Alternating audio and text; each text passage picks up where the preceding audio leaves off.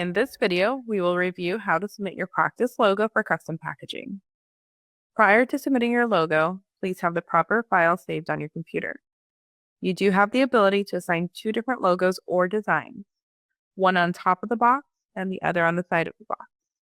These two designs can be different, and you will receive a mock-up via email for your approval. You will select the My Profile icon on the upper right-hand corner and select Custom Packaging. If you have a question of what file type is preferred, you can find it on this screen. Select Add New Custom Packaging. Drag and drop the top design file as well as the side design file. In this example, I will be using the same file for both. Once you complete this page, select Submit on the bottom right side of the screen. You will receive a mock-up of your box via email for approval within 2 weeks of submitting.